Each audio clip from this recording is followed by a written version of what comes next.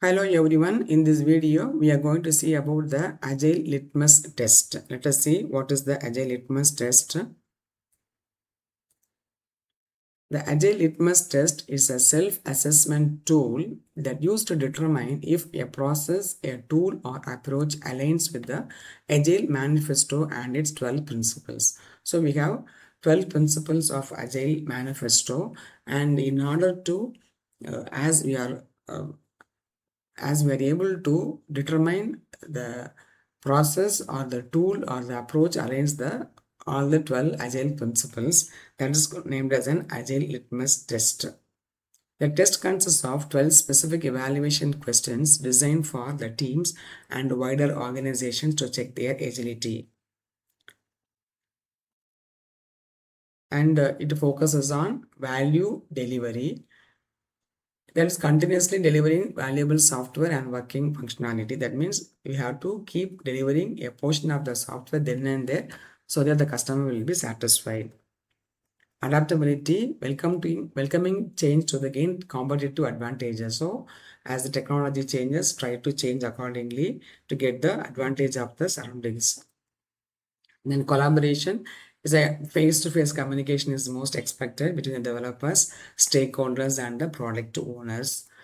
And then environment, it's the supporting and trusting the self-organizing and self-managing teams. That means the team should be given it should be empowered to so that they can organize themselves and they can manage themselves to do the project on their own.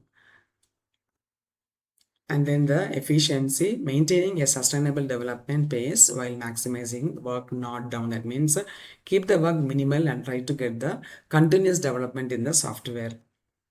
And quality and the growth, focusing on technical excellence and reflecting regularly to adjust the behavior. So as focus on technical excellence, that means get the new technical done, get the new tools so that we can speed up the software process, and that has to be reflected regularly in the project development. So these are all the key concepts where the Agile Litmus test focuses on. In order to get the key concepts of Agile Litmus test, we should be able to answer the following questions. So question number 1, does what we are doing at this moment support the early and continuous delivery of valuable software? That means, are we able to deliver software in the earlier phase? Is this support as the situation supports the continuous delivery? If that is the answer is yes, we are agile. And then does our process welcome change and take advantage of the changes? So as the change happens either with the system or with the customer or with the developer, whatever it may be, are we able to accept the changes and take advantage of it? And the next question is, does our process lead to and support the delivery of working functionality? That means, are we able to deliver a portion of the software which will work for that particular phase? And the next question, are the developers and the product owner working together? So they should collaborate. Are customers and business stakeholders working closely with the team? So the working team should have both the customers and the business stakeholders. The stakeholders are the one who is going to use the product, and customer is the one who is going to buy the product. Are all they in communication with one another so that they can update their convenience of working with the software? And does our environment give the team the support it needs to get the job done? That means the environment is the operating system or the situation or the tools or the venue of the work or the comfort given to the developer, like their leaves, their proper payment, their regular care for their health. So everything comes under the environment. And are we communicating in person, face to face, rather than over the phone or through mail? So here communication is focused, the face to face communication is focused more than over phone or through the emails.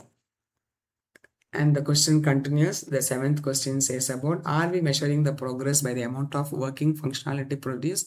So here we should be able to measure the progress by the amount of work. For example, I have I have completed 2% of work on this 1 week of time. I have completed 10% of the software in the 1 week. So like that, we should be able to measure the progress by the amount of work done.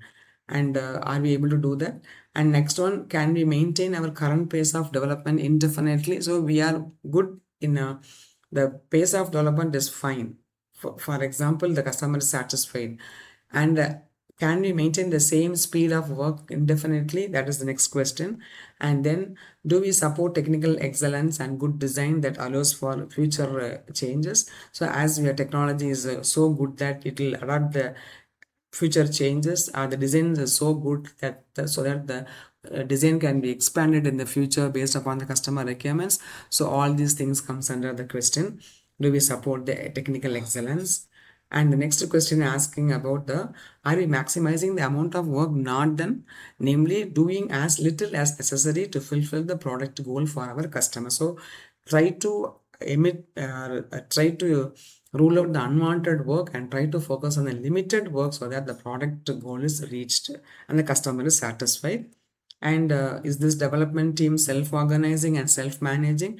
Does it have the freedom to succeed? So unless otherwise a freedom is given to the people to work, we cannot get the output properly from them. So the the amount of freedom given to the team can connect with one another. The team can manage the environment, or they can find some new sources in their own freedom to get the new technologies on their own will. So that type of situation will help the development team to succeed. So is it available for the team? And the last question says, are we reflecting at regular intervals and adjusting our behavior accordingly? So your team is developing for some time, and they meet together and they reflect at regular intervals. They just discuss it with one another what is happening, and if the customer is not satisfied, if the team member is not satisfied, whatever happens, are they meeting at regular intervals and they're adjusting their behaviors. So they cannot have a rigid behavior. They should have a flexible behavior, that if the customer is not happy with the pace of development or the time of development or with the technology of development or even with the budget of the development, the developer should be able to flexibly adjust their behavior so that to satisfy the customers. So are we able to answer the yes to all the 12 questions? In then, if you are able to say yes for all the above 12 questions, then we can say that the team is successfully becoming more agile. That means the product will be a proper develop in the proper development phase. So if you are not able to even say a no for a single question, the team has to evaluate what changes are necessary to turn the answer no into S. That is the way the Agile Litmus test helps to get the Agile productivity in their project management.